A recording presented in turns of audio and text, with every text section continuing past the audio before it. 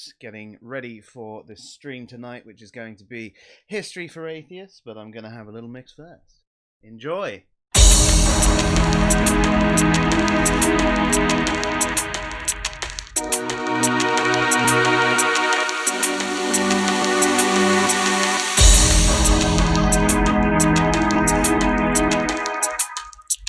SciPhi.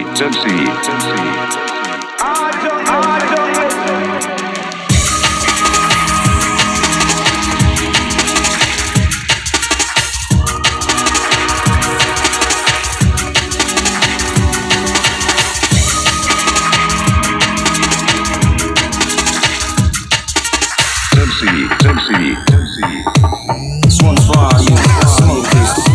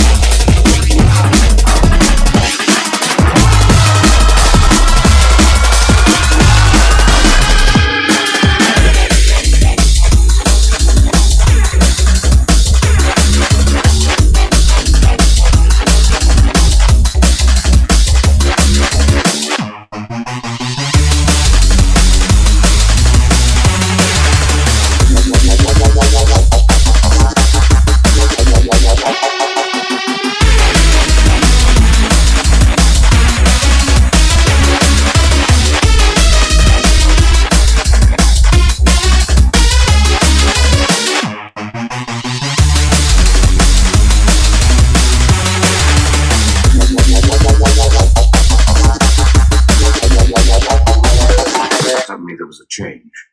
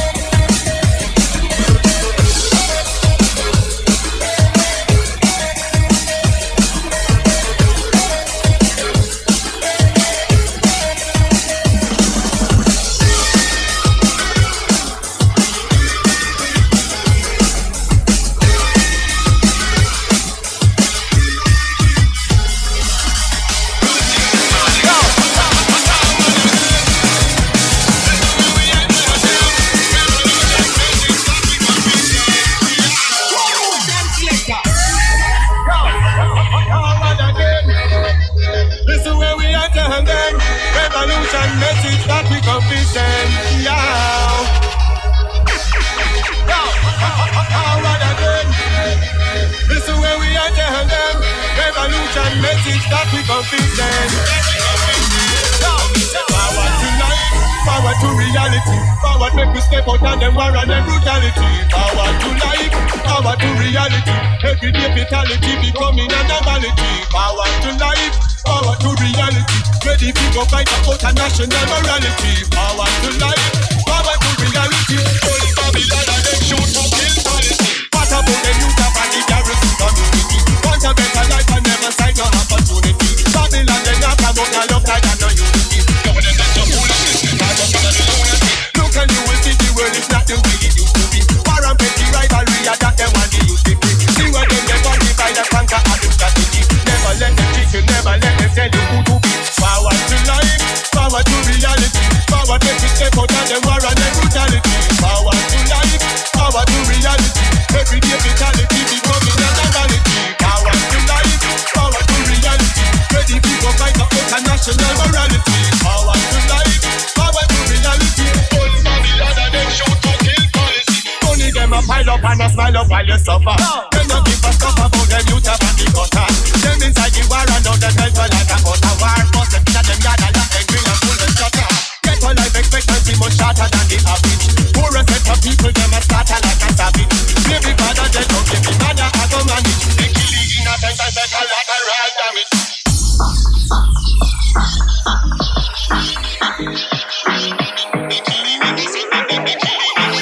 They kill the innocent and take a lateral damage. Yes.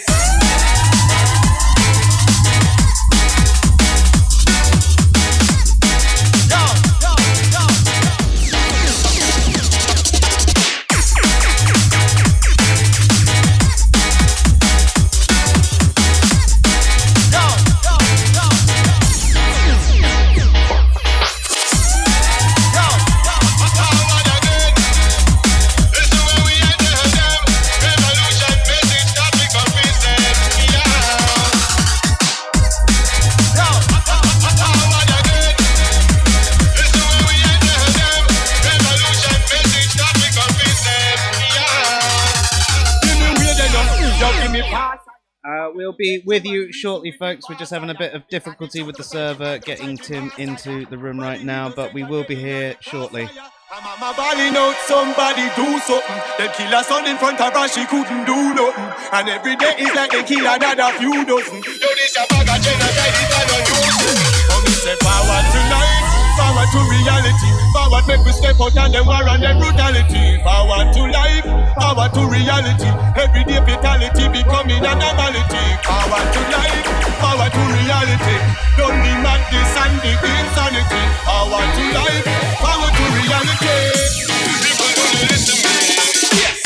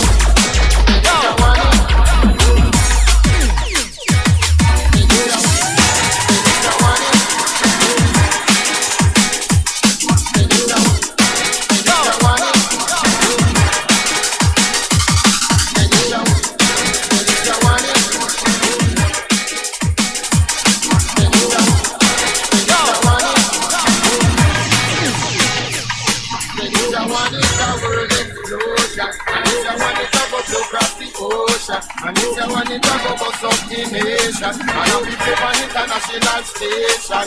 Yeah. Well, all day, yeah.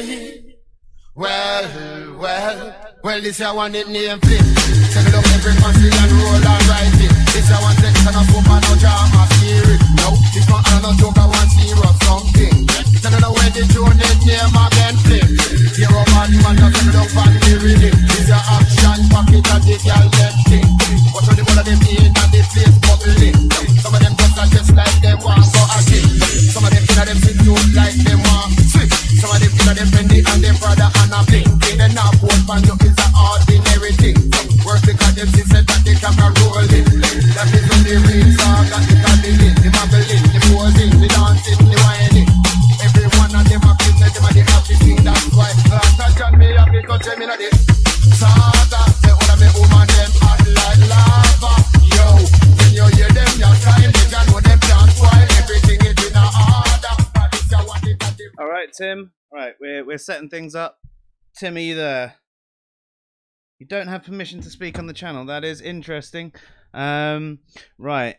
You should be able to. That's why it's randomly not taking you up as a guest, which should mean that you should now be able to talk on there. I did set this up earlier, but I tell you what. For the purpose of this, I'm gonna just put that on there just for now, just so that you can. Is that any better, Tim?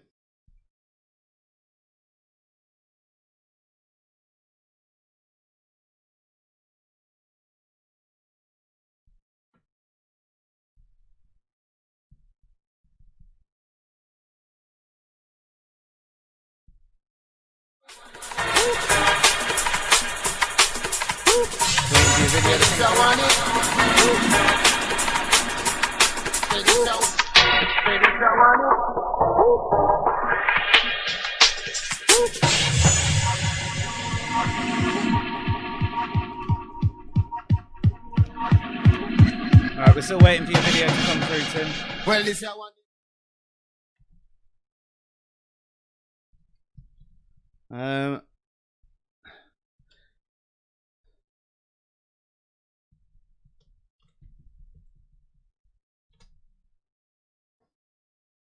Is it still not working? Right. You should have all the permissions you need, dude. I don't know why your camera's not coming through. The fun of live streaming, eh?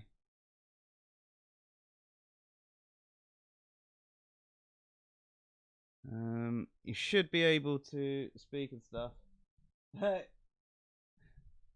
Martin's saying we should get a new producer. He's probably right. Are you offering, Martin?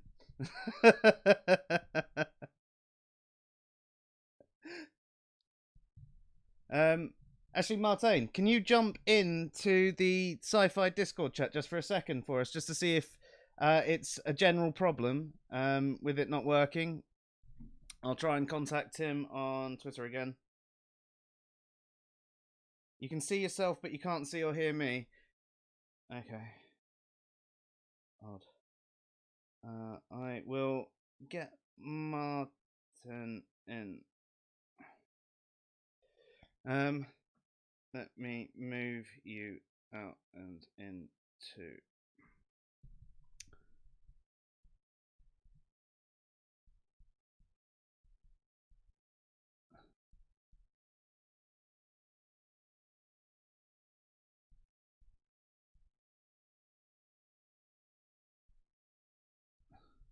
Right, Martin's just joining us as well, just to see if we can get things actually working the way they're supposed to.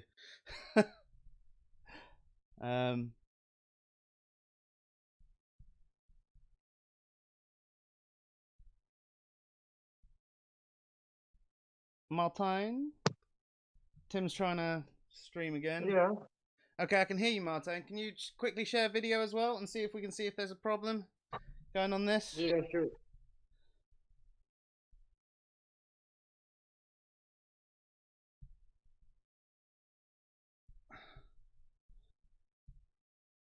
I'm not sure if this is related, but you have like a huge echo.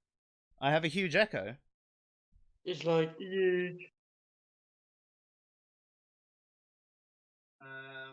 It might be originating from Tim though. I don't know if that's going to be me or you. I don't know why it's saying Tim can't stream. Uh,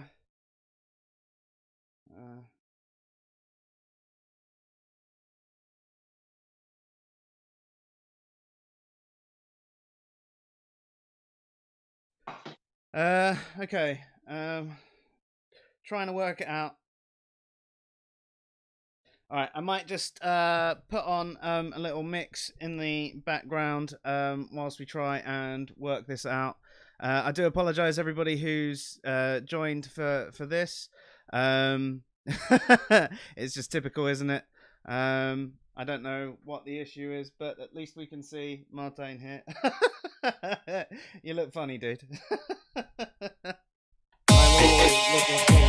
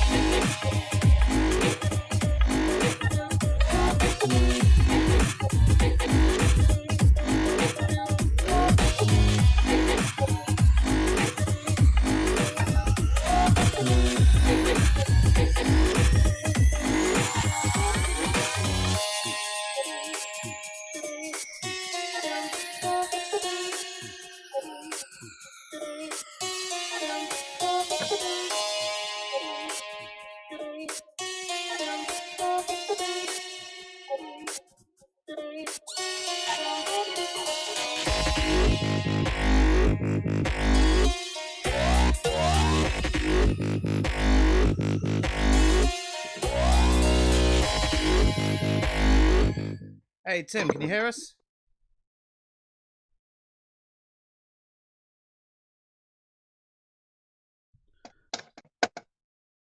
Yes. You're right, Martin. Sorry, I didn't hear you there. Oh yeah, no, sorry, I was talking to the dog. Oh, okay. You sure you weren't talking to me? Well, you were a dog as well, but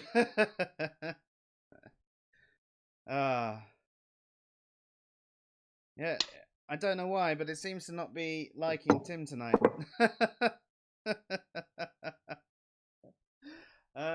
Is there any other way we can do this quickly that you can think of?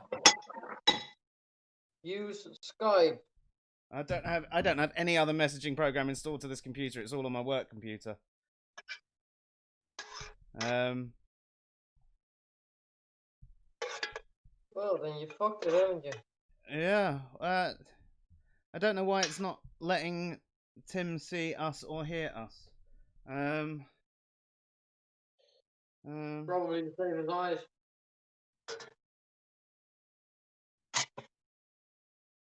RTC disconnected. I don't know. He's having issues. I don't know why. I don't know what's up.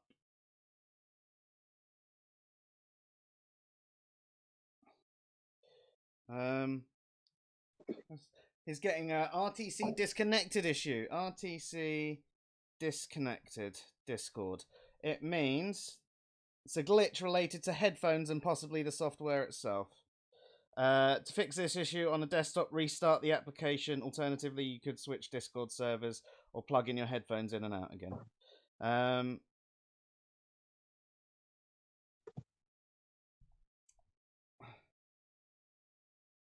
I'll turn the music back up just for a sec. I'm going to quickly nip to the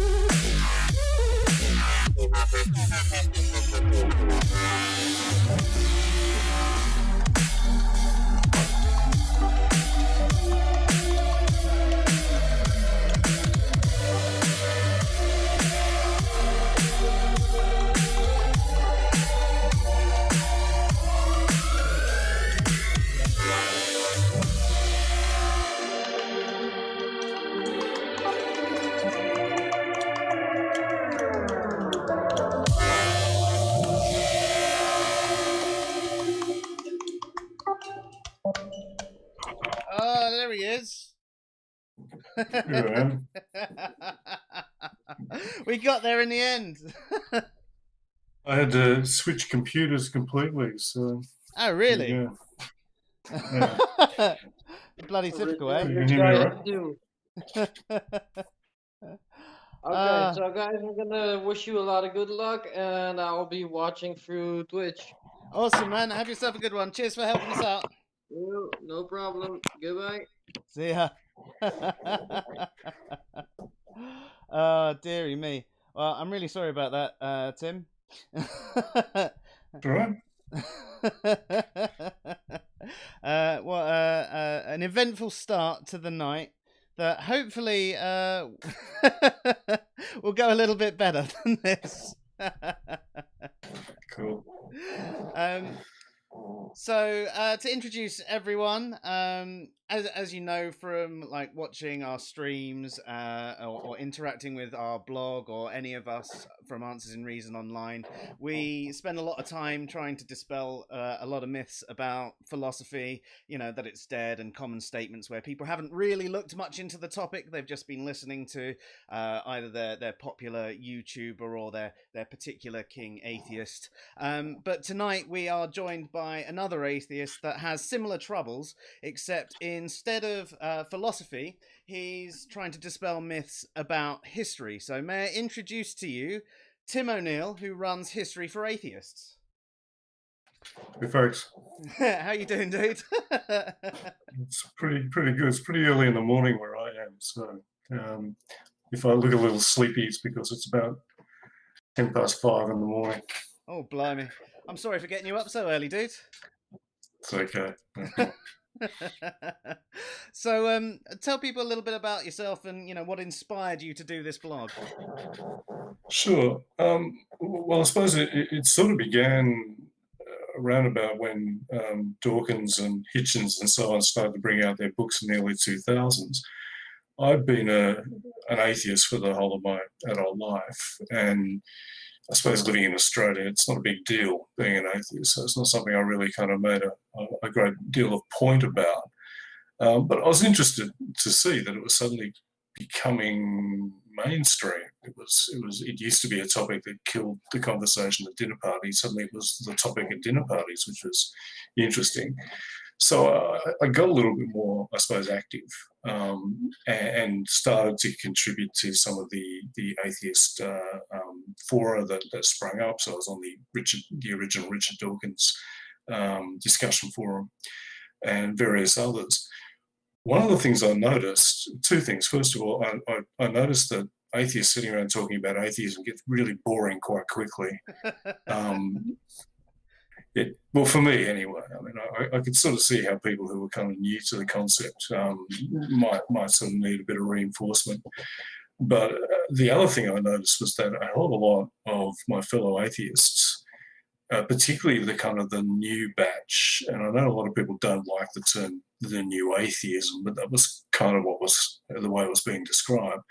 A lot of these people were coming to atheism from largely kind of a science background, whereas I kind of came to my atheism through the study of philosophy and the study of history.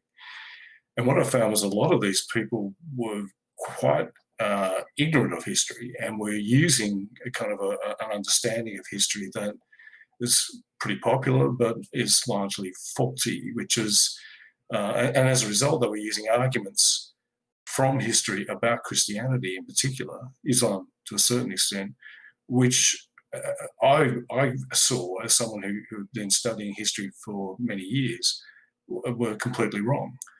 So I started to do what a rationalist would do, and then sort of say, well, no, that's not quite right, or no, that's wrong, or no, that's actually a myth. What I found was instead of people saying, thanks, that's really helpful, I won't use that argument anymore, I got people getting very angry with me. And so I tried my best to sort of explain why these arguments were bad arguments. If they're based on history that is historical understandings that are completely wrong or outdated or just total myths or oversimplifications, then they're not going to be good arguments. But what I found was a lot of people, not all, but a lot of people I was responding to didn't like that at all. I also found that I kept coming across the same myths over and over again.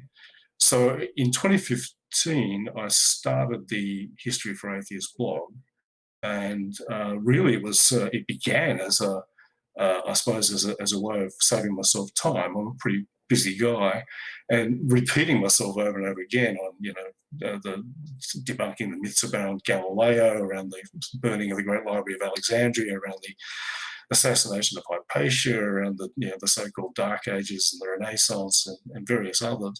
It got a bit boring. So what I did was I thought I'll write some quite detailed articles on my blog, and that way I can just link to the articles. So rather than writing it all out every time I come across these myths. So that's sort of how the blog began. It's kind of evolved a little bit, but really that's essentially what I'm still doing. I'm writing a series of articles. I'm up to about 7 or 8 now in what I call the Great Myths series, where I tackle some of the topics I just mentioned. I also write another series on Jesus mythicism, which is another idea which is really quite a bad historical idea, but it's very popular among many atheists, despite the fact that most scholars think it's a chunk. So I'm writing another series on Jesus mythicism. And then I write kind of periodic articles where I pick up where various, usually fairly prominent atheist activists get history wrong. So they're the ones that get people really pissed off. It's a hobby for me. I'm not a professional historian. I've studied history at university. I've been studying ancient medieval history for about the last 35 years. But really what I'm doing in these articles is I'm not presenting any kind of new ideas or any kind of radical theories of my own. I'm simply curating what the overwhelming majority of professional historians have to say. And if that's in conflict with what some atheists believe about history, then that's not really my problem. That's more their problem. I'm also slightly naughty with it. I mean, I will admit, people say that I'm sarcastic and that I'm rather rude. And my response to that is yes, I am. I'm a bad man. It actually sounds very familiar to what inspired a lot of the work at Answers in Reason. Originally, it was we kept on having the same conversations about a lot of pseudoscience and creationism and all that sort of stuff. So we started doing that, and then I noticed a similar sort of pattern with atheists and philosophy, and I started looking more and more into philosophical things and realizing how many common things that we got wrong there too. And I've got a few series going, like conflated and misunderstood terms, and bad atheist arguments and stuff like that. And I Sounds equally, familiar. yeah, I equally Yeah. get the same sort of flack back. Most people are very, very resistant to this new information, but obviously, when it comes to history, it's one of those things that the further back you go, it obviously is harder and harder to know actually what happened. So, how reliable are accounts of, say, ancient history? Yeah. Well, the one of the interesting things that I found I suppose, not just in writing the blog, but also in the responses that I've got, which aren't always negative, by the way. I do get a hell of a lot of atheists who actually I've changed their mind on stuff, which is the whole idea. But a lot of the ones who resist what I'm saying, a lot of them demonstrate in their resistance that they really don't understand how history is studied. A lot of them seem to belong to a fairly naive school of thought that basically what you do to study history is you look it all up in a book. In fact, I used to have a university history lecturer who would joke by coming into the lecture at the beginning of each lecture and saying, before the lesson, I looked up the big book of history and here's what it said. Which was really sort of taking a piss out of this idea. But a lot of people who've never studied history past high school, in high school, the teacher had a big book and they said, this is what happened. The study of history is much more complicated. So that big book that the teacher had was really a kind of a summary of the consensus that historians have come to on various topics. Historical analysis is about coming to that consensus, but what you can't do in the study of the past is actually come to any kind of definitive answer, which drives a lot of people from the sciences nuts. So a lot of people say to me, you can't prove that Jesus existed. And I say, no, I can't, you're right. And they get very confused. And I say, well, no, I can't prove it because history isn't about proof. Historians don't deal in proof. Historians deal in assessments of likelihood. So if you can think of the past as, events happen and then they're gone. A historian is like a detective who comes along afterwards and looks at the traces those events in the past have left behind, and then comes up with a hypothesis or a series of hypotheses about what those fragments of evidence indicate, and then assesses using a structured, reason-based process of evaluation which of those hypotheses is most likely. That's about as far as you get with history. This is why historians disagree with each other all the time, because everyone has a slightly different perspective. And this is also why consensus is actually very important in history, because if a whole lot of historians whose most of their professional life is spent disagreeing with each other, because that's how they keep their jobs, if they find themselves in furious agreement on something, then that means that's probably a very good hypothesis. So when people say, for example, on the issue of whether or not Jesus existed, I often point out that the overwhelming majority of scholars across a range of different fields from a range of different backgrounds agree that it is most likely that there was a historical guy, not one who walked on water and rose from the dead, but that there was a historical guy. People say that's an argument from authority. Well, if I was saying that's the reason you should believe that there was a historical Jesus, then that would be an argument from authority. But noting the consensus isn't making an argument from authority. It's simply noting a consensus. But a consensus counts for something, because all of those people have come to the same conclusion by looking at the same evidence. If 15 detectives come to the same conclusion from looking at the same evidence, that doesn't mean that's right, but it probably means something. Yeah, and you probably get a few people saying that that's maybe an ad populum themselves, but even then, it's not really, is it? Because actually, they've spent the time looking at the evidence, etc., rather than it being a genuine ad populum. It's a fallacy. Just because it's a consensus doesn't make it a fallacy. Yeah, and even when it's just because there's a consensus of highly intelligent, extremely well-educated people who've devoted their entire lives to looking at the evidence, still doesn't mean it's true.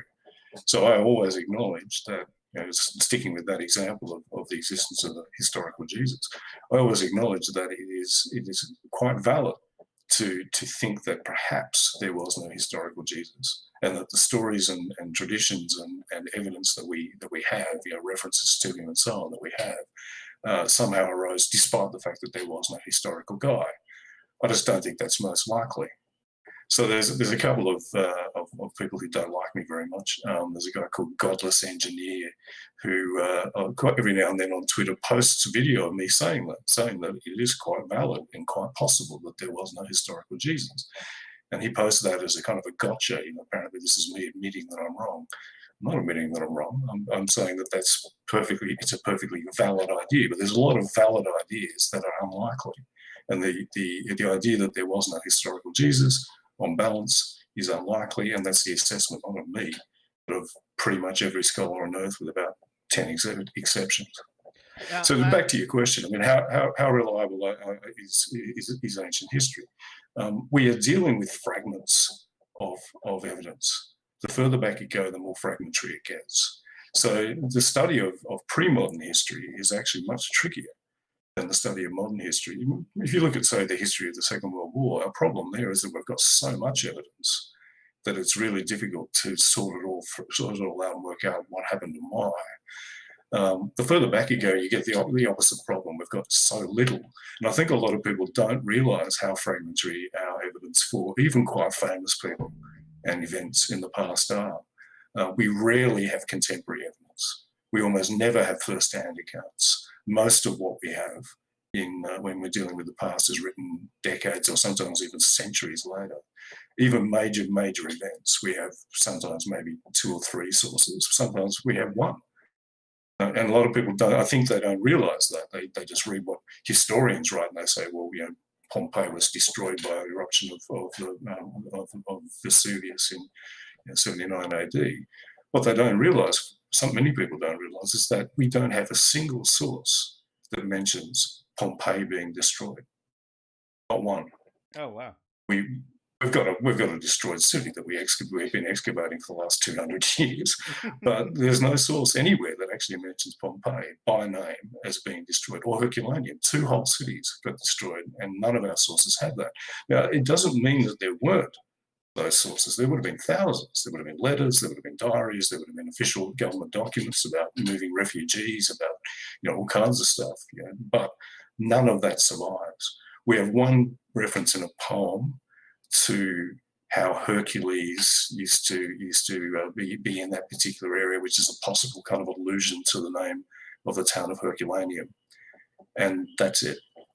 So that's just one example. There are plenty of others. So when people are talking to me about, well, you don't know, well, of course we can't know, because we're detectives dealing with very, very fragmentary evidence. But we deal with the evidence that we've got, not the evidence we'd like to have. Yeah, that's fair enough. I mean, with the whole Jesus mythicism thing, I think I've probably been guilty of that, thinking that in the past myself a long time ago, because it seemed to be the popular belief, and I listened to what other people said. But then it was one of those things that I personally got a little bit more interested in and started doing a bit of digging. I watched a few documentaries and things like that, and it seemed like my interpretation of everything that I looked at was that Yeshua, the man, was probably real. He was probably causing a bit of trouble, almost seen as a bit of a terrorist in himself. Now, how accurate do you think that might actually be? Yeah, pretty close, I think. The most popular, the most well accepted non-Christian conception of the historical Jesus, and we have to remember that for obvious reasons, the subject matter or the subject or topic area of historical Jesus studies is dominated by Christians of various kinds. But if we look at the scholars, and there are plenty who are not Christians, for example, a lot of Jewish scholars are very interested in that period and therefore in people like Jesus.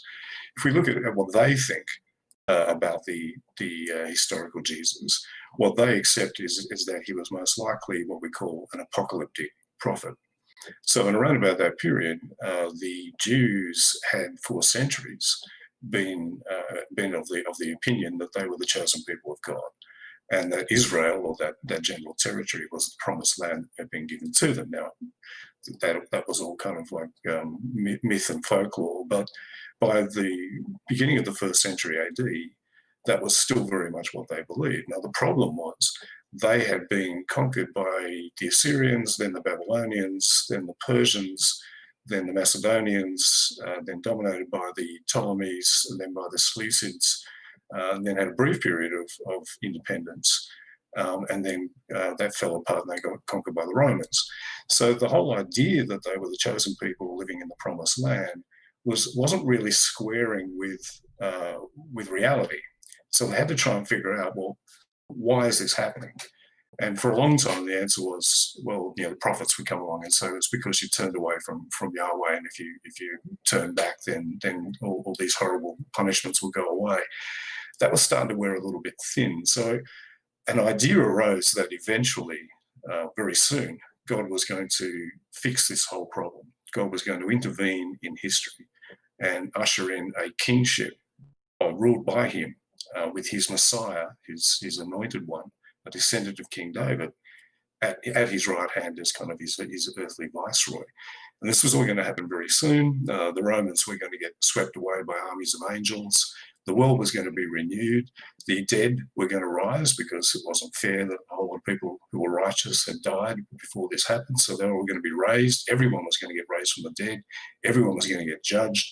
All the bad people, including all the Romans, were going to get consigned to hell to be burned. And then everyone would live happily ever after. Now, if you were a peasant living in 1st century Judea or Galilee, and you were paying 1/3 of your income in tax, and you weren't getting anything for that, your family was poor, your children were starving, and anyone who thought about rebelling against this whole idea got killed or crucified.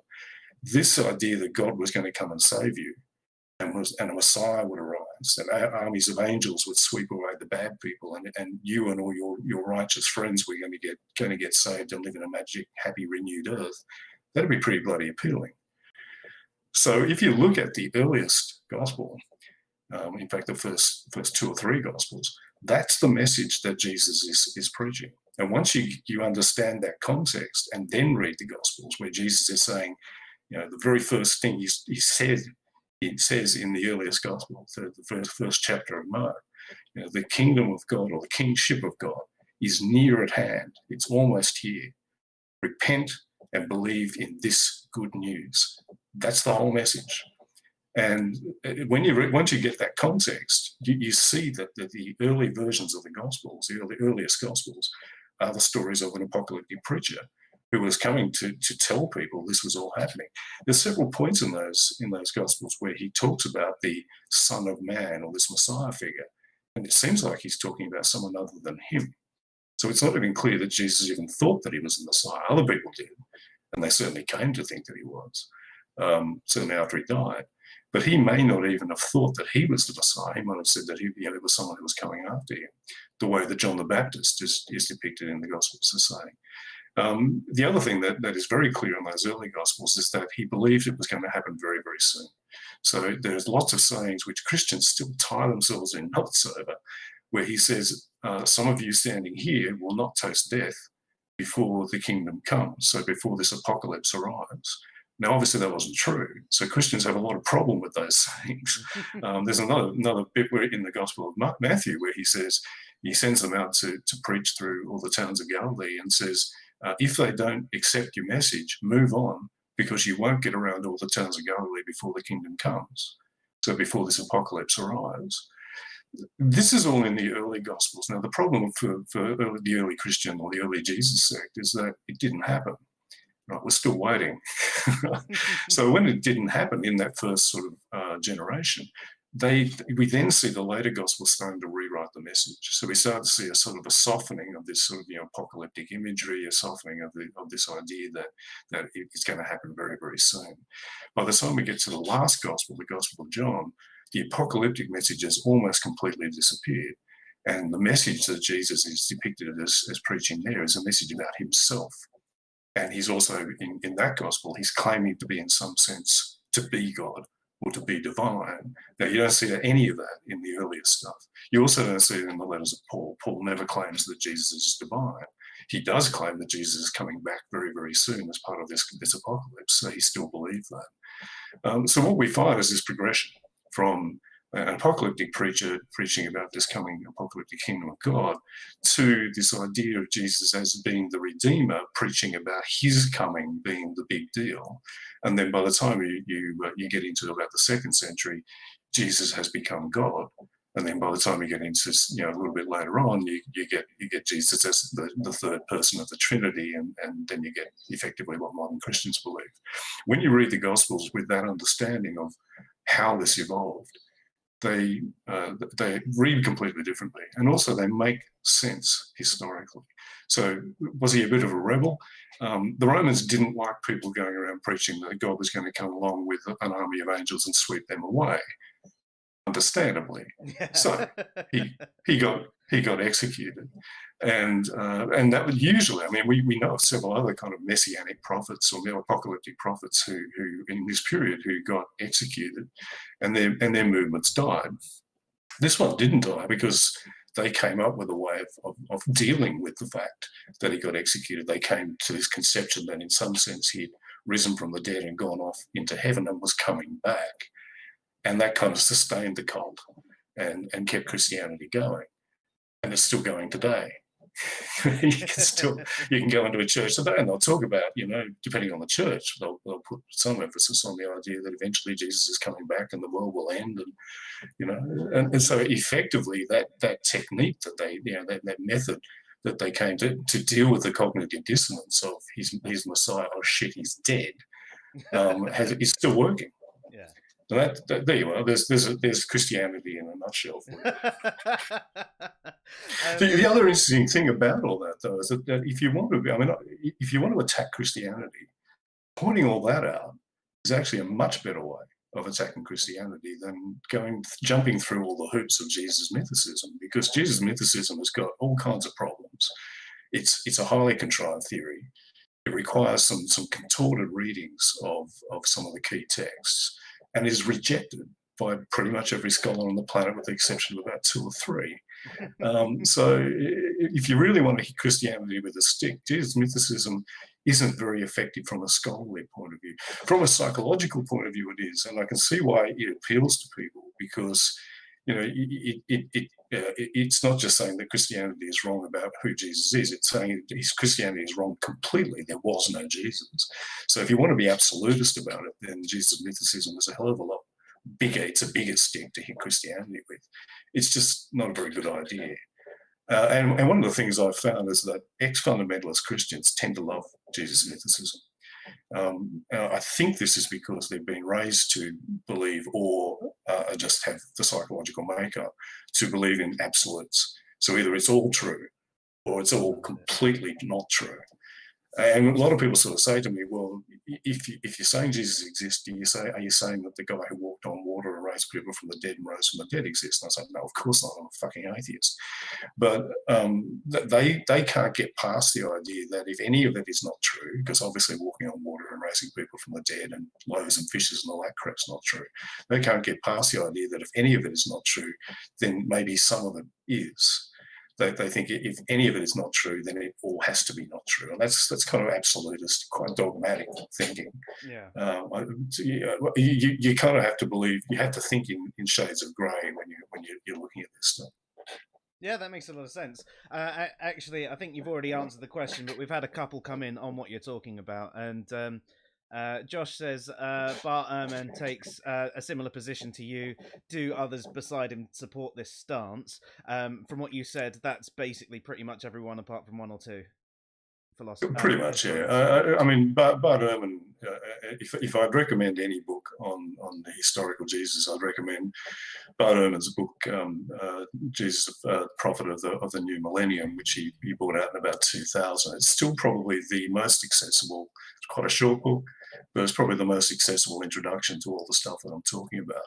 But yeah, people like Paul Fredrickson, people like the late Gezer Vermes, great Jewish scholar, people like Dale Allison, Morris Casey, a whole range of others, all accept that Jesus was, to some extent or another, was basically an apocalyptic preacher and a prophet who was talking about this coming apocalypse. Even a lot of Christian scholars accept that as well. They also find a way to kind of fit that in with their faith. So Dale C. Allison, who I just mentioned, he's a liberal Christian. Exactly how he reconciles all that with his faith is a bit of a puzzle, but he kind of manages to do it. But it's not like what I'm talking about here is my theory. This stuff goes back to Albert Schweitzer back in the turn of the 20th century or even beyond. So this is all mainstream stuff. Whereas Jesus mythicism isn't. And a lot of people make a virtue of that and say, yeah, well, just because they're fringe doesn't mean that they're wrong and so on. No, it doesn't necessarily mean that they're wrong. But usually when you have a mass of scholars who all have different backgrounds and disagree on a whole lot of stuff, but agree on one thing, and then you've got a tiny fringe who just happen to have a bit of a bias. I mean, most of those mythicists, not all, but most of them just happen to be anti-theistic activists. When you've got them off to one side, chances are that the majority of scholars are right and the fringe guys with the axe to grind are probably wrong. That's usually the case. Doesn't mean it's necessarily the case. I think it is the case in this case, though. Well, I think on that front you could say the same sort of thing with the whole anti-vax thing. It's the equivalent of Jesus mythicism for atheists, I guess. Yeah. Yeah. Look, I mean, I'd sort of say as a rule of thumb, when you have that situation where you have a whole mass of people who are professional scholars who believe one thing and a small fringe, it usually should be a warning bell that perhaps the fringe is probably wrong. Yeah, that's fair enough. And also, Martin asks, so other than what you would regard as evidence for a historical Jesus within, say, the Gospels, what other evidence would you say? He says, is there any corroborative non-biblical texts, or do we not need those?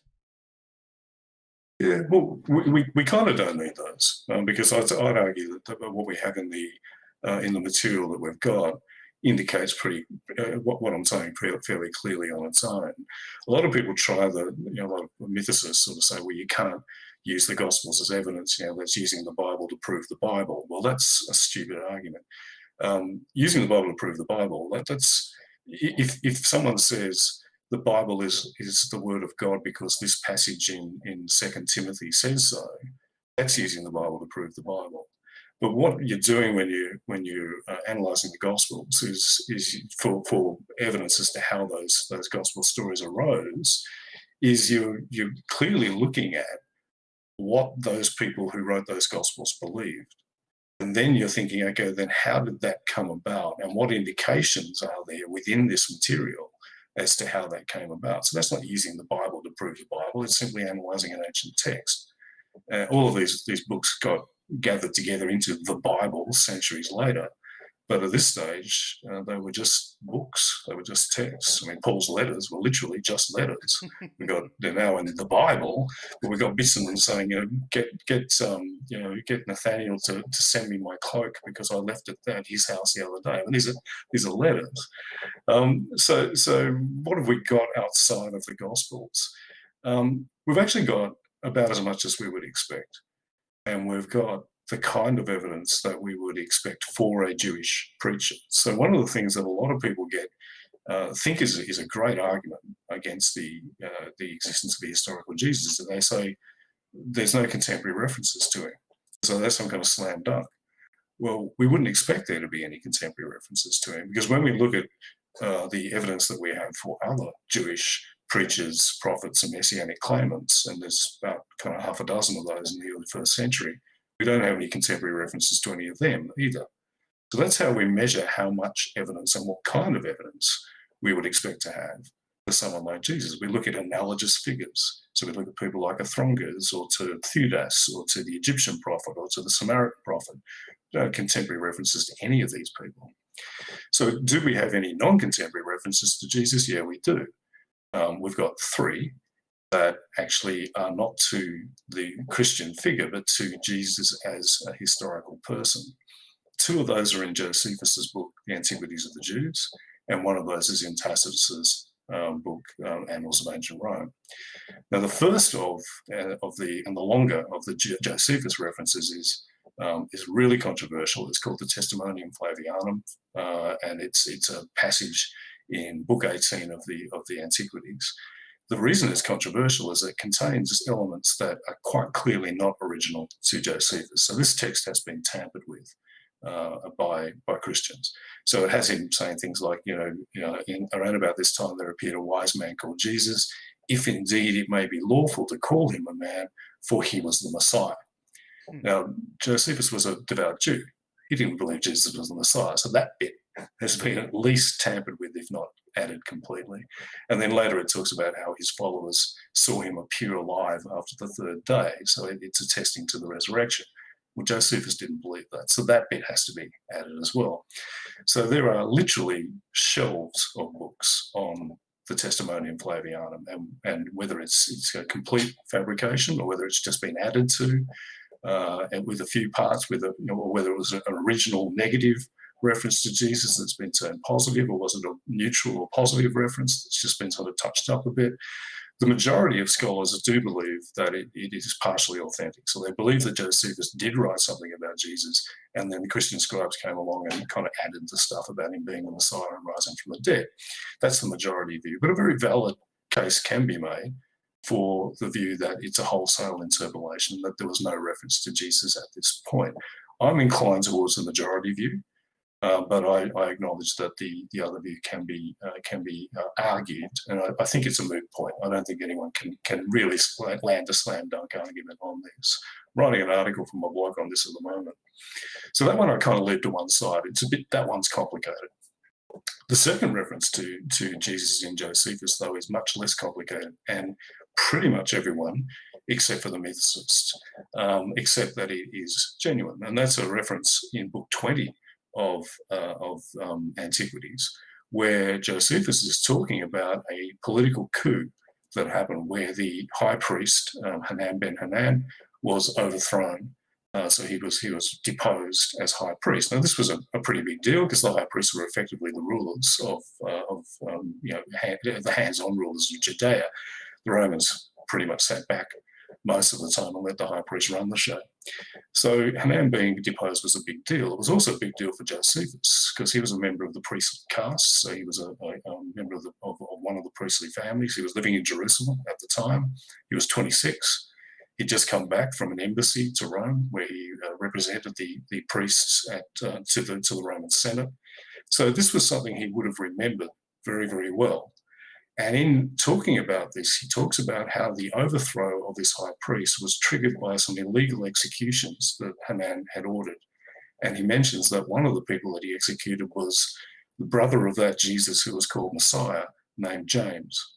Now, we've got other references in Christian literature to James kind of succeeding Jesus, his brother, as sort of the leader of the Jesus sect in Jerusalem.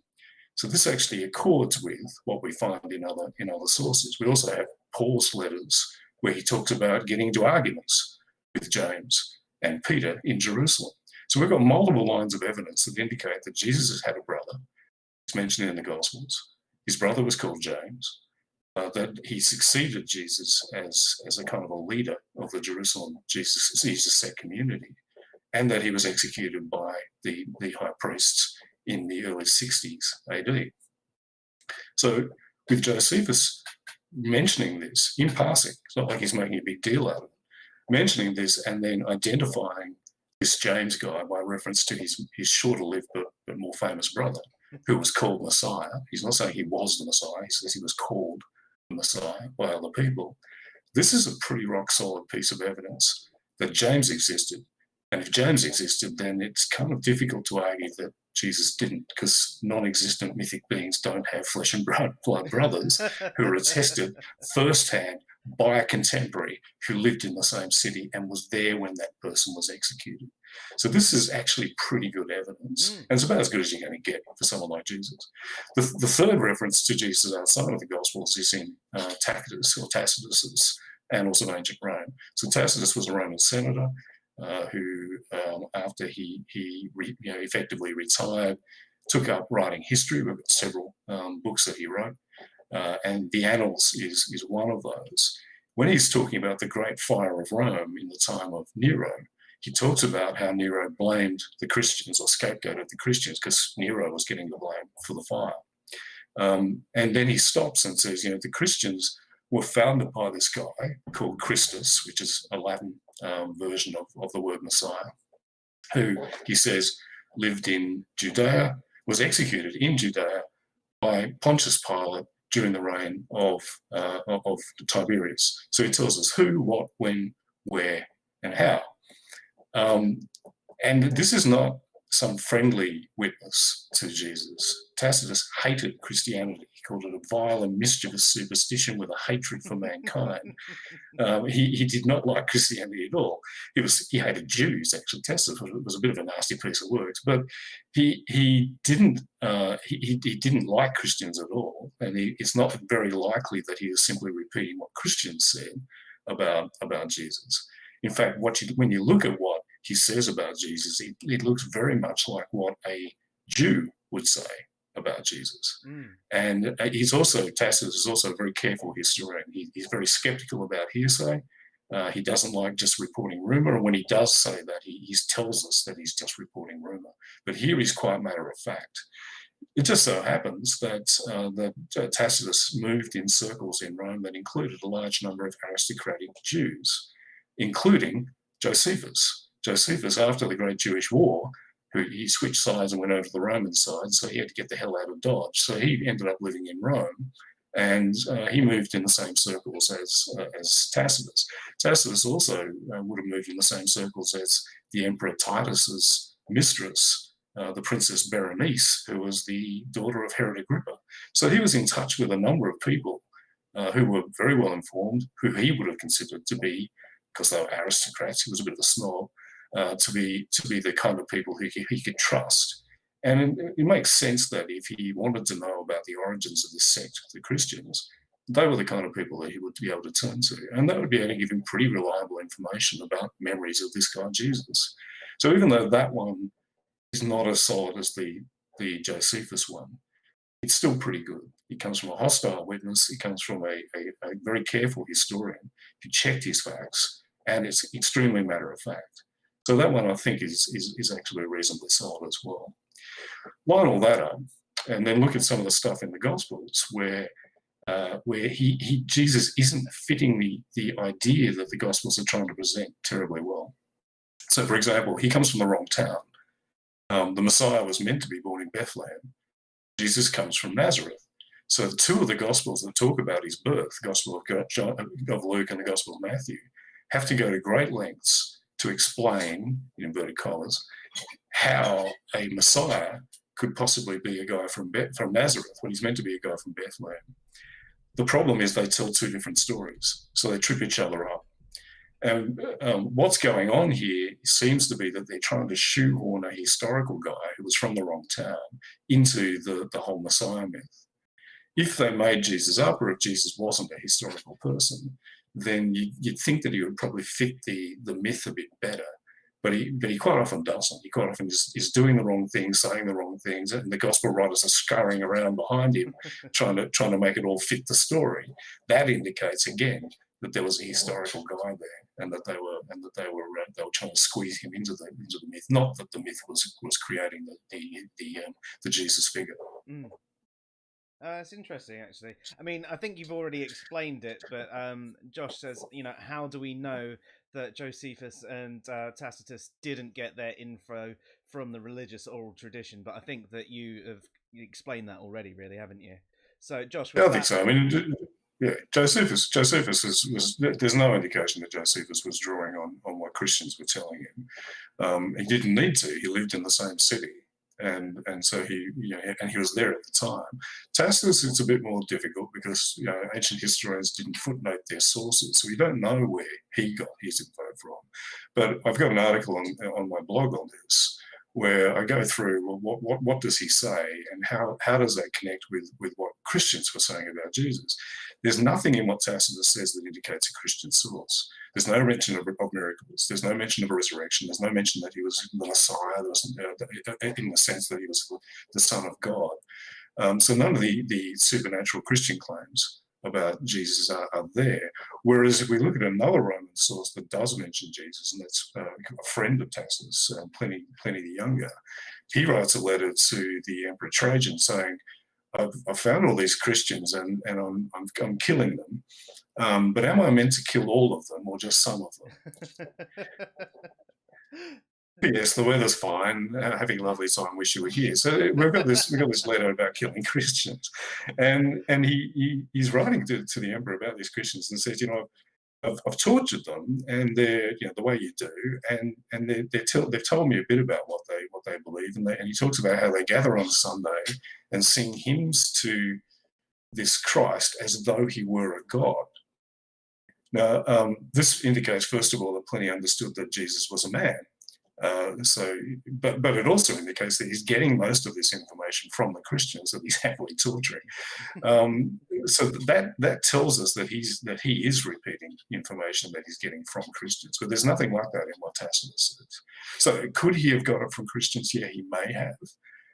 Is it likely? That's hard to assess. But on the whole, I'd say there's nothing that actually indicates that. And as I said, when he's talking about hearsay, he hated hearsay. He was a very scrupulous historian. So he would usually say things like, the popular report is that this happened, or it is said that, or many say that this happened. He doesn't use any of that cautious language in this. He's quite matter of fact. So I don't think he got his information from Christians. Oh, that's really good, actually. I suppose we could draw a line to other characters from history that maybe atheists don't actually say, well, no, they definitely did exist. We've got no sources, or minimal sources. For example, things like Socrates himself. There isn't a massive amount of information on him, and in fact, if you look through Plato's writings, the character actually changes from as if he was talking about someone who did exist to being a character in his stories, doesn't it? And other things like Pythagoras, we all think he existed. I mean, we all know the triangles from school, but he was thought of as a god by many people. There were massive claims about them, but we don't say, well, because he definitely wasn't a god, he didn't exist. We go, well, the man probably existed. People might have believed he was a god. Yeah. And that's absolutely true. And I think you can find a number of other sort of analogous figures. One that I argue when people are talking about there's no contemporary references to Jesus, that we have no contemporary accounts of Hannibal. Everything we know about Hannibal comes from accounts written down decades later. In fact, around about the same period of time passes between the death of Hannibal and the first accounts that we have of him in Polybius, as between the death of Jesus and the accounts that we have of him in the Gospels. But of course, now, obviously, what I'm not saying is that we have the same amount of evidence for Hannibal as we have for Jesus. We have much more for Hannibal, but none of it is contemporary. We have one contemporary reference to Hannibal in an inscription on one tombstone for a Roman general, Fabius, that talks about him beating Hannibal. That's the only contemporary reference that was actually written during Hannibal's time. And Hannibal was vastly more important than Jesus. So obviously, with someone as obscure as Jesus, I mean, he had a very, even according to the Gospels, a fairly short career, which was in a backwater province of a backwater part of a backwater area of the Roman Empire. Well, of course, we're not going to get contemporary references to him. It's not like this guy preaching some obscure message to some other dirty peasants in the back blocks of Galilee was going to be front page news in Corinth, Alexandria, or Rome. So yeah, I think that's quite true. The other thing that we have to remember is that a lot of people, as I mentioned before, try to rule out Jesus on the grounds that, well, there's all these obviously fantastical stories told about him, so we can't treat him as historical. I mean, look, the Gospels talk about him rising from the dead, and they talk about him walking on water, etc. The problem is that we have fantastical stories told about all kinds of people. You mentioned Pythagoras. We have fantastical stories told about Alexander the Great. He was meant to be the son of a god. Roman Emperor Augustus apparently had a miraculous conception when the god Apollo visited his mother Artia in the form of a snake. Julius Caesar was apparently seen to ascend into heaven after his violent death. The Emperor Vespasian cured blind people and lame people by laying hands on them. These are all historical people. So the fact that we have miraculous stories told about Jesus doesn't rule him out as a historical person, because we have those stories about historical people as well. So that's not enough. That's insufficient to rule him out as a historical person. I suppose also we could say that a lot of history it was passed down orally as well, wasn't it? So and obviously storytelling was a big thing because there wasn't loads of forms of entertainment. So people would embellish on stories, wouldn't they? They would, you know, if Jesus might have sort of helped someone with a gammy eye, he might have gone, oh yeah, he laid his hands on him and, you know, he completely cured him. And you can sort of just see how this story gets exaggerated to fit a narrative, but also just to be interesting to other people. Yeah. There's certainly a great element of that. Bart Ehrman wrote a book a couple of years ago called Jesus Before the Gospels, which is basically about that. He's saying if we look at that gap between when Jesus is most likely to have been executed, which would have been the early 30s AD, and when the first Gospels, the Gospel of Mark was written, which seems to have been sometime after 70 AD, that's quite a bit of time in which that kind of embellishment can happen. Part of it is, as you say, it makes the story more interesting. Another part of it is that some of the stuff in the Gospels is obviously being written to not be read literally. And this is something that's a bit confusing to many modern people who I suppose particularly modern Christians, who are taught that it all happened. Some of the stuff is clearly the gospel writer saying, see, this is a parallel to a miracle done by Elisha or to a story about Samuel. So what I'm saying here is that he's a guy like Elisha or a guy like Samuel. Whereas Christians these days, particularly fundamentalist Christians, just accepted as history. The gospel writers weren't doing that. They were writing on various levels. Some of the stuff they were obviously presenting as historical. I think how did the miracle stories arise? Going back to what I was saying before about Jesus as an apocalyptic prophet, one of the things that was going to happen in the coming apocalyptic kingdom of God was that all demonic possession, or the demons, would all be defeated. So that the demons that cause disease would all go away. So a lot of disease would go away. And the blind would see and the lame would walk and all that stuff. So a lot of the miracle stories are Jesus preaching what he calls signs of the kingdom. There's one point in the Gospels where the disciples of John the Baptist come to him and say, John's asking, are you the Messiah, or should we expect someone else?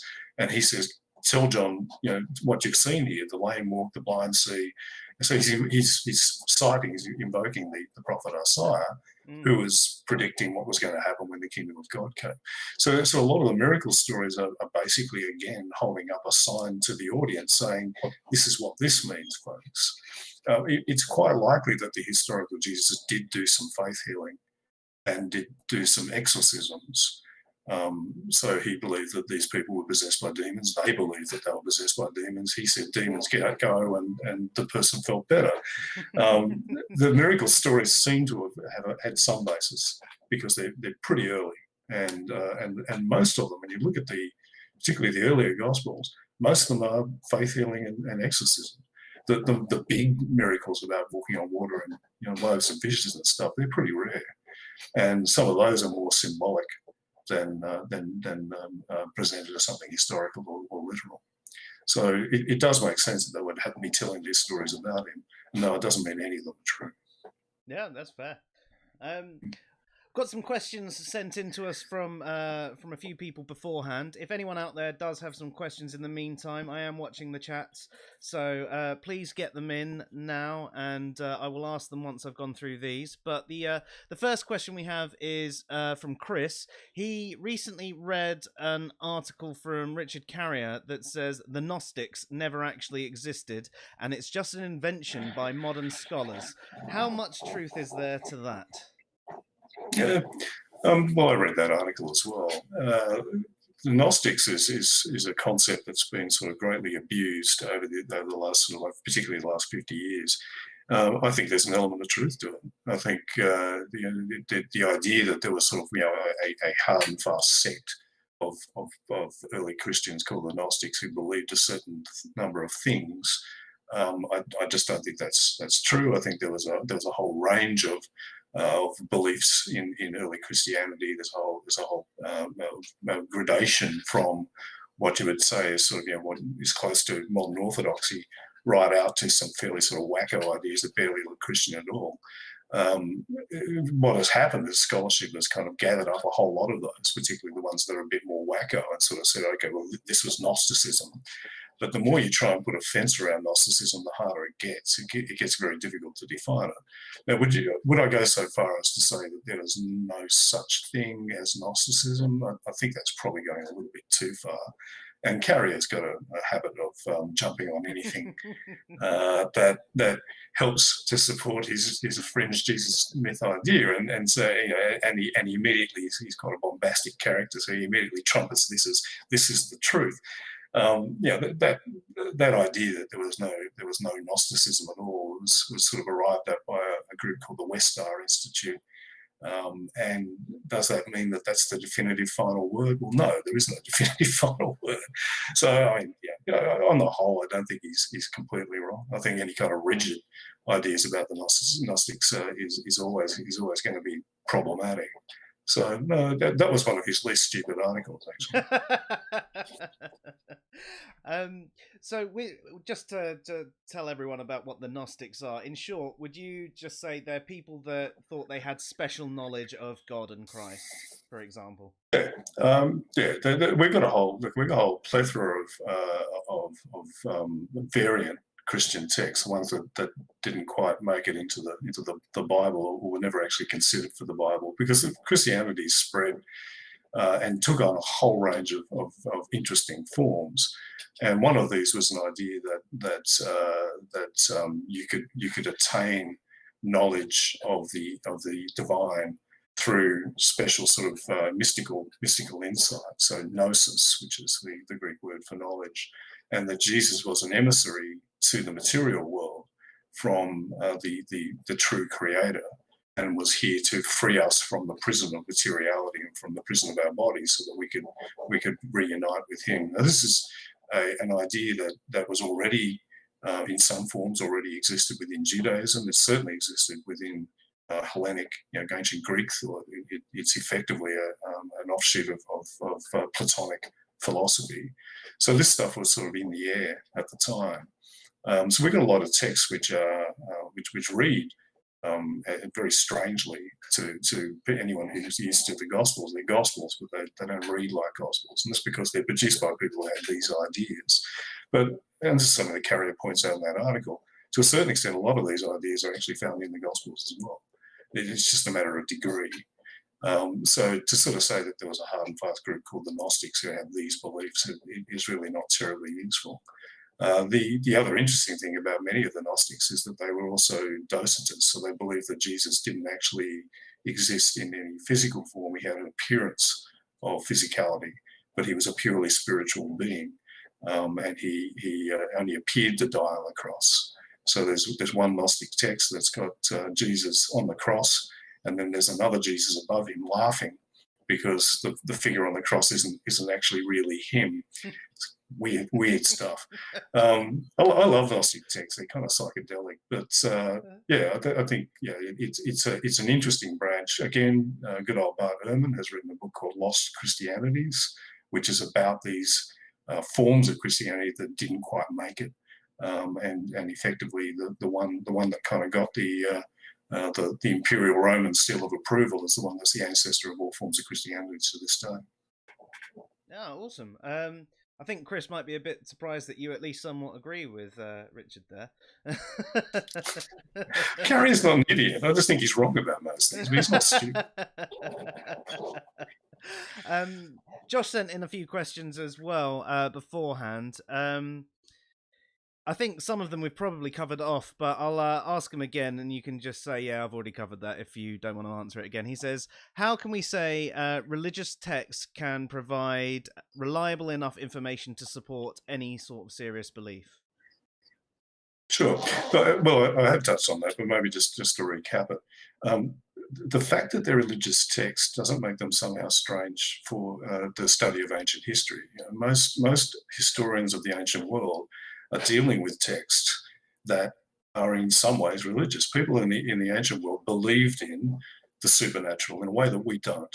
That hard and fast division between the natural and the supernatural, which is effectively something that came about through or evolved from the development of the scientific method in the 17th century and Enlightenment philosophy in the 18th, did not exist in the ancient world. And so for people back then, visions, miracles, gods, apparitions, people rising from the dead, people ascending into heaven, all of this stuff, it was rare, but it was like a natural phenomenon for them. So to sort of say, well, these are religious texts, well, of course they're religious texts. And one of the things that historians are always doing is looking at any text and saying, what are its biases? You know, why is this person writing? What are they trying to say? Who are they talking to?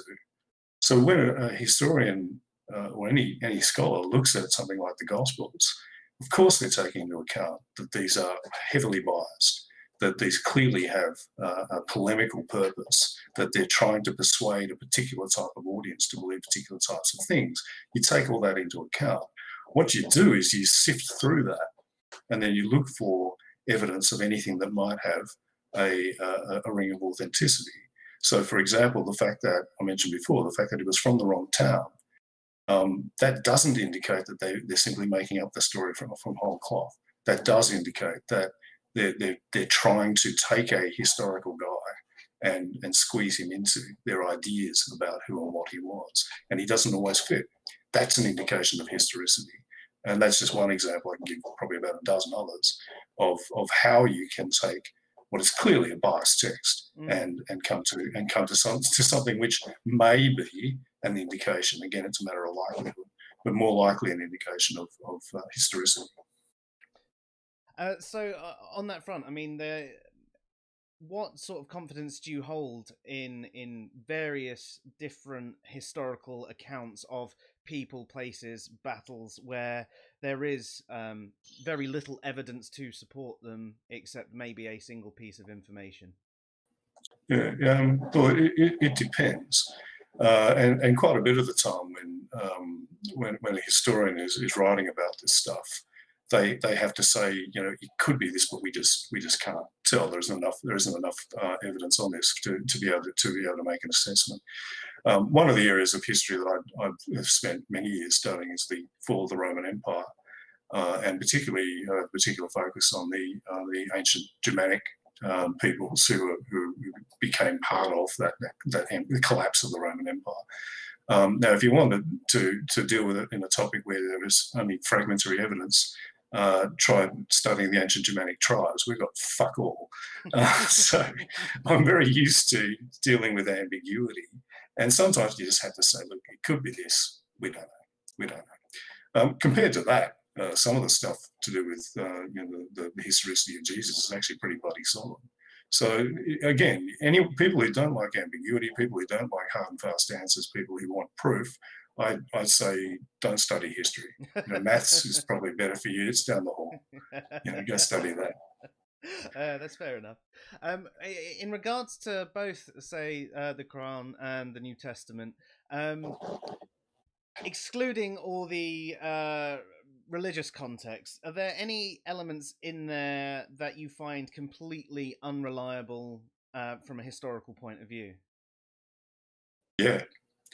Well, I've read the Quran, but I don't. I can't pretend that I've studied it or its context in any great detail. So perhaps if we could stick with the New Testament stuff. Mm-hmm.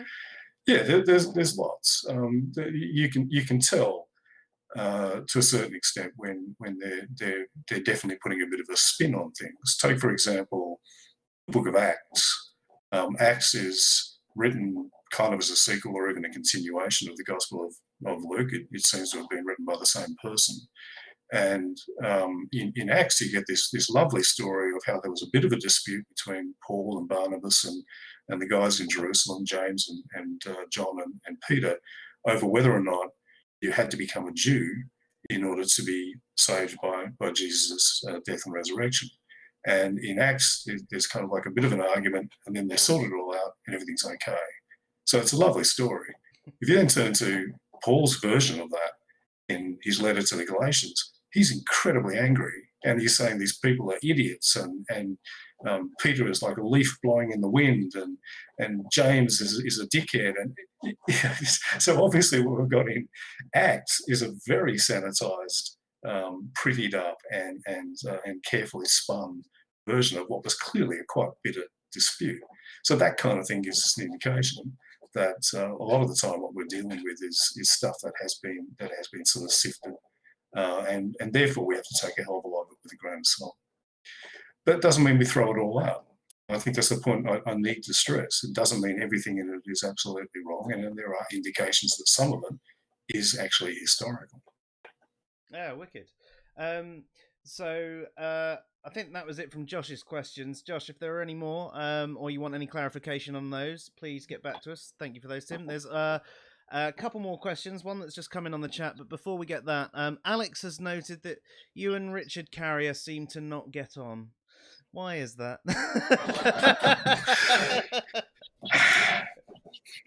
Yes. Okay. Well, I think we can say that we're not. I don't get Christmas cards from Richard. Originally when I first came across Richard Carrier, I thought, this is great. This guy's at that stage was still doing his. I think he was doing his PhD at Columbia, and was writing on some of the topics that I've been studying for years. And so there's quite a good analysis that he did. So it's still up on the Secular Web website of why the accounts that I was talking before from the Gospel of Matthew and the account from the Gospel of Luke about the birth of Jesus can't be reconciled, how they contradict each other and how they are clearly not historical. And that's actually a really good analysis. It's, I still sometimes refer to it because I think he's done a good job there. Where I have a problem with Carrier is that Carrier is has a clear emotional animus against Christianity. He hates Christianity. He's on the record as saying so, and as a result, it warps his historical analysis. So he, for example, perpetuates a whole lot of outdated myths about the Middle Ages because he hates the Middle Ages. He has this kind of visceral hatred of an entire 1,000-year period of history because it's heavily associated with Christianity. And so he actually, in one book that he wrote a chapter for by John Loftus, he wrote a chapter on the Dark Ages. He talks about how he can't understand how any historian could stomach studying the Middle Ages. Now, I can't see how anyone can have this kind of emotional, visceral reaction and still remain objective. My problem with Carrier is that he holds a whole range of fringe views which are not accepted by most other scholars and which all just happen to be views that put Christianity in the worst possible light. I think he's heavily biased. I think he's very good at persuading himself that his positions are good. But when you get down into the weeds and you really dig down into his arguments, a lot of them are incredibly contrived. Some of them are hilariously bad. So I've got an article on my blog about the way in which he gets around a reference to Jesus being descended from King David in Romans 1:3. So Paul says that Jesus is of the seed of David, and in all contexts that we have, that phrase means he was a descendant of David. Now, the problem with that for Carrier is that Carrier believes that Paul didn't believe that Jesus was a human. He believes that Jesus was purely a mythic being up in the sky. So how can this guy be a descendant of King David? That doesn't work. So he comes up with this very convoluted argument that says that Paul must have believed that God gathered some of David's sperm and took it up and put it into a magical sperm bank in the sky, and then he created Jesus' heavenly body out of this semen. And there's no evidence for any of this shit. And a lot of it, I mean, you get down into the linguistics, his analysis of the Greek, which he really mangles. Now, Richard Carrier is absolutely convinced that he is the first person on the planet to have discovered that Paul believed that cosmic sperm bank full of magical ancient David semen in the sky. I don't know anyone, even other mythicists, who find this argument convincing. Someone has said to me privately, that argument is an absolute stinker, and that was a mythicist. But Carrier is, let's say, he's not shy about his own opinions about himself. He's a big believer in Richard Carrier. So do I get on well with him? Frankly, I try and avoid, if I can, the personal. He doesn't. He's called me a liar, a crackpot, a tinfoil hat wearer, a crypto Christian. I try and avoid all that. I think he's a very silly man, but I'll leave all that to sort of one side. His arguments aren't very good, and virtually no one who's actually educated about this stuff accepts his arguments. I also find the fact that he's got kind of a cult-like following of fanboys a little bit weird as well. The fact that he cultivates that, I find that a little bit strange. But so no, we don't get on terribly well. But that's not the point. The point is I just don't think his arguments are very good. Yeah, that's fair enough. I think you tend to find that sort of thing with a lot of that new atheist variety, though, don't you? I quite often get called a theist troll by trying to explain the burden of proof on a belief position to an atheist that says it's only someone that makes a claim. And all of a sudden you're like, what? No, this is how epistemic justification works. You go through all the details. No, and I can imagine that you experience a similar sort of thing for your views on. Totally. I mean, the one that I wear with pride and that my friends and family find hilarious is a guy who declared me to be a paid Vatican operative. Which I just think is hysterical. And if I'm a paid Vatican operative, all I can say is if the Pope is watching this, you owe me a lot of back pay. I've been saying this stuff for 35 years, and I haven't sent a red cent out of you, you bastards, and pay up.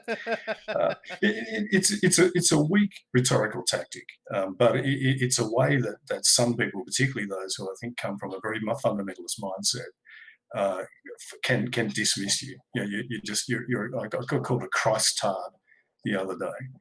I think that's some kind of retard, but yeah, apparently. And I just, my response was, "I'm an atheist. You'll move, genius," and that shut them up.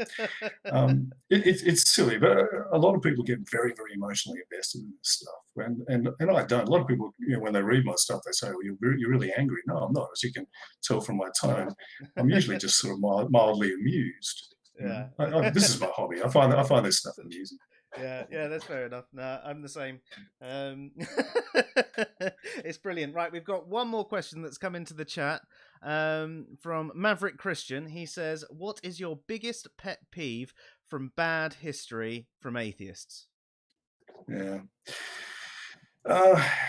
It's probably what I call the meta myth. So the meta myth is this sort of wonderful story that you get in, and you find it throughout a whole lot of new atheist writing, which is once upon a time there were the Greeks and Romans, and they were very rational and scientific, and they were almost on the brink of an industrial revolution, but along came Christianity and it burned down the Great Library of Alexandria and destroyed all this ancient knowledge and set us back by 1,000 years, plunged us into a dark age. But thankfully the Reformation and the scientific revolution happened and rescued us from Christian obscurantism, and so religion is bad and holds us back, and science is good, and we need to reject religion because they did this terrible thing and caused the Dark Ages. I can see why people like that story, and it kind of fits with a lot of people's sort of high school level grasp of history. The problem is that story is just complete crap. Virtually everything I just said then is not true. Christians didn't destroy the Great Library of Alexandria. That's a myth. They didn't deliberately destroy ancient learning. That's a myth. In fact, they embraced it. In fact, the reason we have any ancient texts at all is because of a succession of Christian and then, in some cases, Muslim scribes and scholars copied and studied it. So everything I just said then is total nonsense. But it's the basis of what historians of science call the conflict thesis, also known as the Draper-White thesis, That is an idea that religion and science are always in conflict and have been historically always in conflict. That arose in the wake of the conflicts over Darwinian evolution, particularly in the United States. The Draper-White thesis has been rejected by historians of science as simplistic and wrong for about 100 years, and yet pick up a copy of a book by Sam Harris or Daniel Dennett or Christopher Hitchens, and there it is. So it's a pernicious myth that simply won't go away. There's a really good book on that topic, by the way, called The Warfare Between Science and Religion, subtitled The Idea That Wouldn't Die. And this is a collection of articles by historians of science analysing why this myth continues, why people cling to this, even though the evidence is completely against it. Now, people often object to me and say, well, of course, there have been conflicts between science and religion. Well, yeah, they have. That doesn't mean that science and religion has always been in conflict. So that's pretty dense, though. That's a book that's probably worth looking at. I would look at Galileo Goes to Jail. This is a collection of articles by leading historians of science that really sort of debunk some of the stuff that I was just talking about. That's quite accessible and quite readable. Our friend Richard Carrier gets a mention, not a good one. And another good book, actually, and this one's quite dense but also good, is Johnson's The New Atheism, Myth and History. And he's effectively done something that saved me a bit of effort. I was going to write a book based on the stuff in my blog. This guy's already done it. So this is a fantastic book. I definitely recommend that one as well. Awesome. Well, I'll tell you what. When I'll put the links to those books where people can get them as well, and I'll mention them in the show notes. We've had another question come in. Josh has also asked, "Why are you an atheist?" Now, you briefly touched on that was because of philosophy and history, but he says you can do a quick answer, but why? Okay. Well, yeah, philosophy and history. I mean, I was raised in a Catholic family. I wasn't terribly fanatical about it, but I suppose I still kind of believed in my late teens. But then I started studying the history behind the origins of Christianity and discovered all this stuff about Jesus and Jewish apocalypsism and all the stuff I was talking about earlier, which pretty much killed my belief in Christianity. I then went to university, studied philosophy, was lucky enough to have one in particular, a couple of great lecturers at my university who were atheists, but didn't kind of ram it down anyone's throat. They just kind of made you think. And I did a whole unit on the arguments for the existence of God and worked out that most of them were crap. So in the space of a fairly short period, I actually went from being a very unfanatical believer to being an out-and-out atheist. And that was in my early 20s. So I've been an atheist for about 35 years. Every now and then Christians will try and contact me through my blog and try and convert me, and those go straight into the bin. So if anyone is thinking of doing that, I've heard your arguments. I've been over them a million times. I'm so bored with them, I'm not even going to respond, so just don't bother. Fair. Yeah, that's fair. Thank you very much for that. Is there... Oh, hang on. We've got another question just pop in as I was saying that. What's your biggest pet peeve regarding bad history from Christians, apart from direct religious belief? That one's from Maverick Christian himself. So, like, ignore things like Jesus rising from the dead, but other claims. Yeah. They are every bit as guilty of some of the distortions, in fact, even more of some of the distortions that I'm talking about. So, of course, what they're trying to do is they're trying to find ways to sort of prop Christianity up. So take, for example, those conflicting stories about Jesus' birth in the Gospel of Luke and the Gospel of Matthew. Mm-hmm. The contortions that Christian apologists go through in order to make those two stories reconcile with each other is absolutely astonishing. Last year, I got into a long Twitter dispute with a notorious Twitter apologist called S.J. Thompson, where she was desperately trying to make those stories kind of reconcile with each other. and I had, I suppose, a lot of fun at her expense. She's a fucking idiot. So there's sort of that kind of stuff. Then there's bad arguments. I mean, things like, for example, Jesus must have risen from the dead because all the disciples were martyred, and you don't die for a lie. That's a terrible argument. First of all, we don't know how most of the disciples died. Most of the stories that we have about them being martyred date to centuries later, and are clearly nonsense. I mean, we have the same guy dying in 2 different or 3 different ways in 3 different parts of the world. So these are obviously, quite clearly not historical stories. Secondly, some of them probably did die, but did they die for exactly what a modern Orthodox Christian who recites the Nicene Creed every Sunday in church believed about Jesus' resurrection or not? Well, we don't know. And no one said that. I don't think anyone would claim that they were lying when they said sincerely that they believed that he had in some sense risen from the dead. But does that mean that the stories that we find in the Gospels of a physical resurrection with an empty tomb and so on were what the first generation of Christians believed? Well, that's not clear. In fact, there's good evidence that that isn't what they believed, and that they believed in something a little bit more sort of mystical and based on visions rather than physical and based on a body actually getting up and walking out of the tomb. So it's that kind of thing. They kind of twist history and historical arguments into apologetics, and I find that annoying. But there's plenty of people who are pointing that stuff out. A lot of people sort of say to me, why don't you spend as much time attacking that stuff? Well, that's because there's heaps of people doing that. I don't see the point. Whereas I'm, as far as I can make out, I'm one of the very few atheists, except perhaps like this guy, who's saying what I'm saying, that if we're going to preach to others about getting your facts straight, paying attention to the consensus of scholarship, checking stuff, doing your homework, avoiding confirmation bias. If we're going to say all that to Christians, we should do the same thing. Yeah. And a lot of the stuff that I'm talking about is really as atheists falling into the trap of that we accuse others of.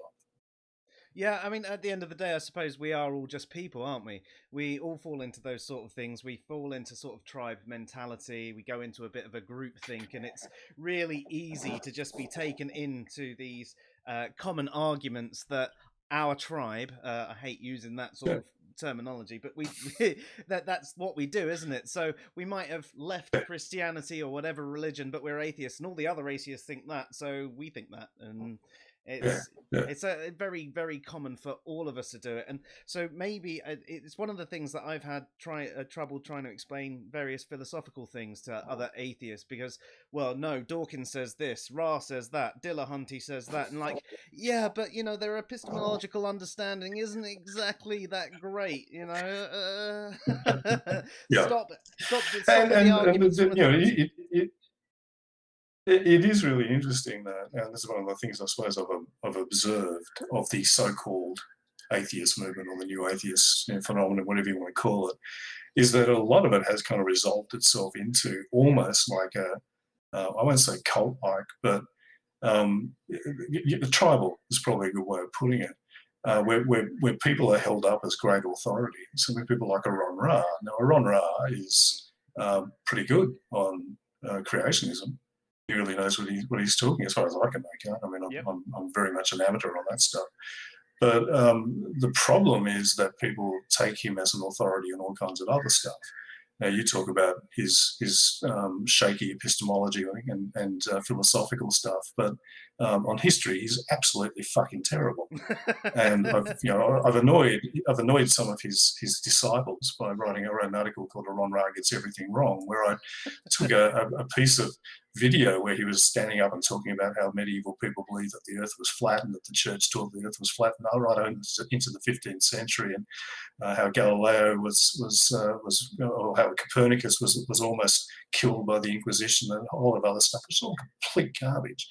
But he delivers it with the same sort of almost bombastic self-assurance that he talks about stuff like creationism and evolution, and he just doesn't know what he's talking about. He also, when this was all pointed out to him, he also refused to admit. He did admit he got one thing wrong, but he refused to admit any of the other stuff because he can't be seen to kind of back down in the face of criticism, which is we rationalists are meant to do that. I mean, you're meant to be able to say, you know what, yep. I mean, I change my ideas, I change my thinking on stuff all the time, and quite happily acknowledge that I'm doing so, because that's how it's meant to work. Mm-hmm. But when people get as dogmatic about the atheism and its associated ideas as they do about religion, then we know we've got a problem, and that's really what I suppose I'm reacting against. Yeah, it's that almost similar fundamentalist attitude, isn't it? Yeah. It's. I mean, there's been a few things recently. There's even an article I wrote in response to something he wrote, where his article basically disproved his own position that he was making, because he was quoting other sources, and it was just like, you're saying it's this, but the thing you've quoted is saying it's not that. So, what are you talking about? But then you still had some people come along who were like, oh, well, I agree with Ra on this. And you're like, okay, well, a lot of people do just because it's Ra. It's like, no, it's not that argument from authority. I was like, okay, so why do you agree with them? Well, because Ra said it.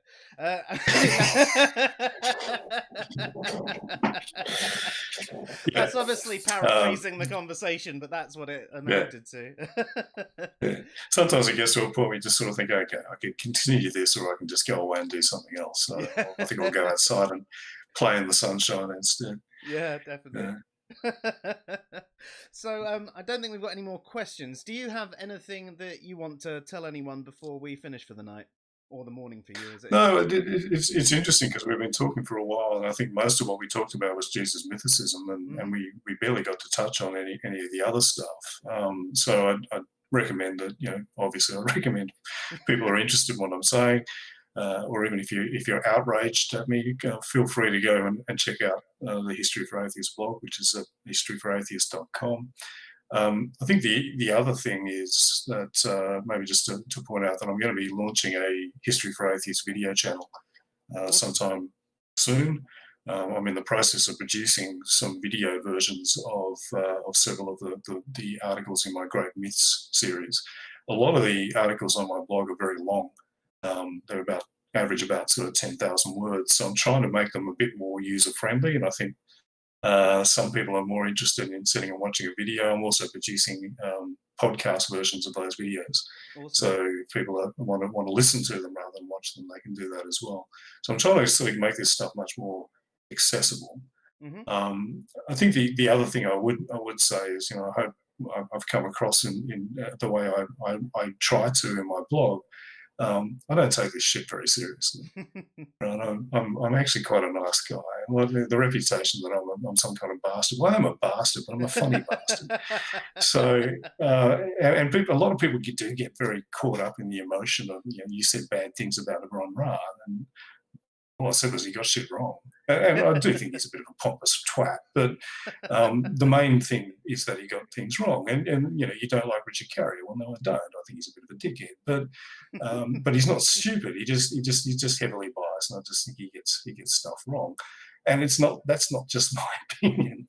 It's, again, I've got the overwhelming weight of actual fucking scholars on my side. So maybe we should pay a little bit more attention to that, a little bit less attention to the psychodrama of Twitter and other online screaming. Yeah, definitely. Actually, one of your articles on your site that actually influenced my opinion was the Eoster and Ishtar one. Now, I had grown up with the Eoster story, and I'd never heard the Ishtar one until recently online. And I used to correct people about the Ishtar and pointed them towards the Eoster. And then I read your article on it and, went through it, and I went, oh, fuck. So I was half right.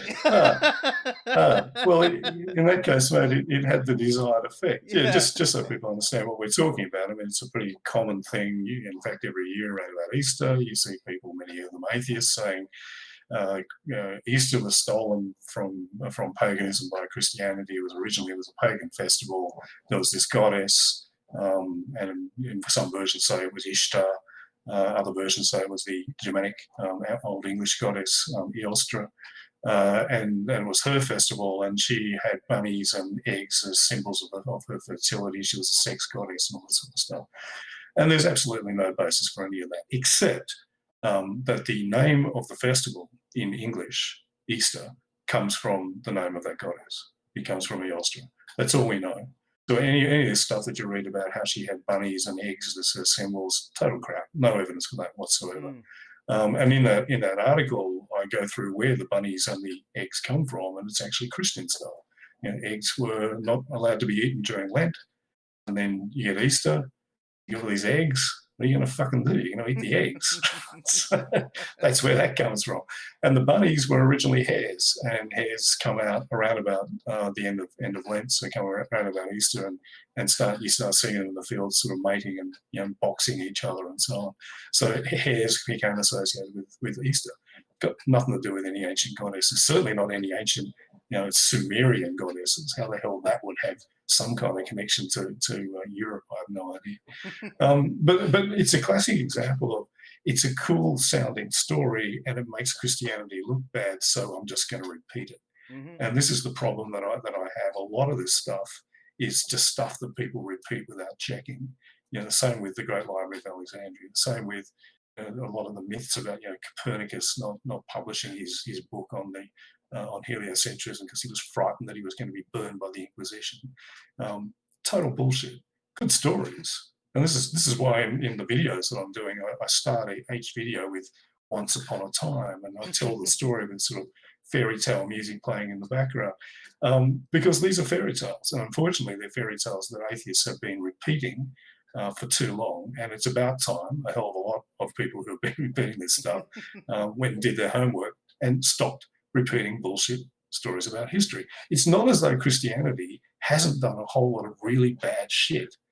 So it's not as though there aren't real historical examples that if you want to bash up Christianity, you can bring up all kinds of stuff.